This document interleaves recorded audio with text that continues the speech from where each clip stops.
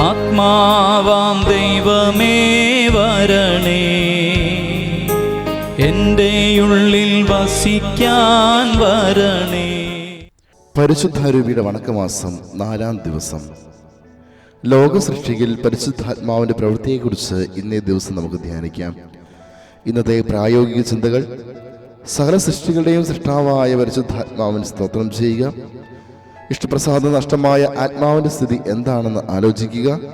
മനസ്താപത്താലും കുമ്പസാരത്താലും ആത്മാവിൻ്റെ ജീവനെ വീണ്ടും ലഭിച്ച ഓരോ പ്രാവശ്യവും പരിശുദ്ധാരൂപി എത്ര അനുഗ്രഹമാണ് നിനക്ക് ചെയ്തത് എന്ന് ചിന്തിക്കുക.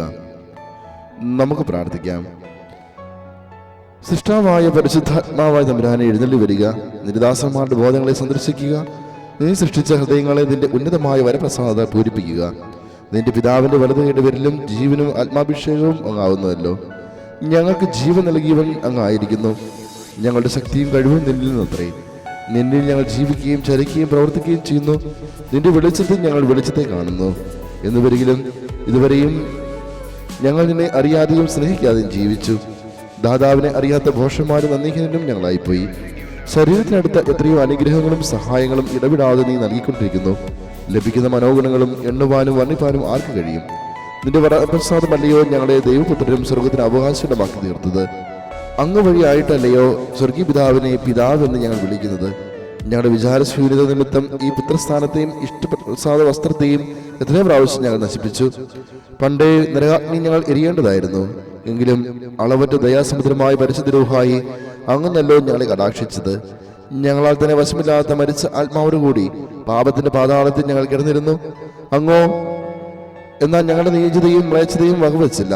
നാശകോപത്തിലങ്ങ് ഇറങ്ങി ഞങ്ങളുടെ പാപവാശങ്ങളെ പൊട്ടിച്ചു. മനസ്താപ ജലം ചുരിഞ്ഞു. ഞങ്ങളുടെ ആത്മാക്കളെ കഴുകി വെണ്ണയുള്ളതാക്കി. ദൈവപുത്രന്റെ സ്വാതന്ത്ര്യം ഞങ്ങളെ വീണ്ടും വരുത്തി. ഓ ദയയുള്ള റൂഹായെ, നിന്റെ അനുഗ്രഹങ്ങൾ ഞങ്ങൾ എങ്ങനെ നന്ദി പറയണ്ടു. സ്തുതിക്കപ്പെട്ട അരൂപിയെ, നീ ഞങ്ങളെ താങ്ങണമേ. ഞങ്ങളുടെ ബലഹീനതയെ തീർത്ത് അടിയങ്ങളെ ശക്തിപ്പെടുത്തണമേ. അങ്ങേ പ്രമാണങ്ങളെ വഴിയെ വ്യാപരിച്ചുകൊണ്ട് അങ്ങേ വരപ്രസാദത്തിൽ ജീവിച്ചു മരിച്ച് അങ്ങേക്ക് സ്തോത്രം പാടുവാൻ ഞങ്ങൾക്ക് ഇടവരുത്തണമേ എന്ന് അനുഗ്രഹത്തിന്റെ ദൈവമായ പരിശുദ്ധാരൂപിയെ അങ്ങോട്ട് ഞങ്ങൾ പ്രാർത്ഥിക്കുന്നു. ആമേൻ. പിതാവിനും പുത്രനും പരിശുദ്ധാത്മാവിനും സ്തുതി. ആദിയിലെ പോലെ എപ്പോഴെപ്പോഴും എന്നേക്കും ആമേൻ. പിതാവിനും പുത്രനും പരിശുദ്ധാത്മാവിനും സ്തുതി. ആദിയിലെ പോലെ എപ്പോഴെപ്പോഴും എന്നേക്കും ആമേൻ. പിതാവിനും പുത്രനും പരിശുദ്ധാത്മാവിനും സ്തുതി. ആദിയിലെ പോലെ എപ്പോഴെപ്പോഴും എന്നേക്കും ആമേൻ. പിതാവിനും പുത്രനും പരിശുദ്ധാത്മാവിനും സ്തുതി.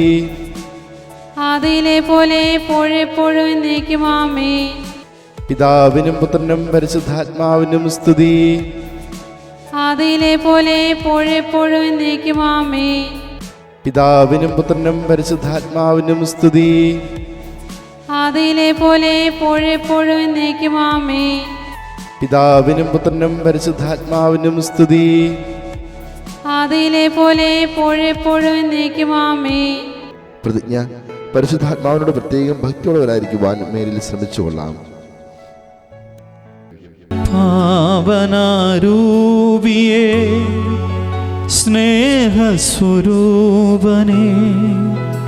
ഞങ്ങളിൽ വന്നു നിറയേണമേ.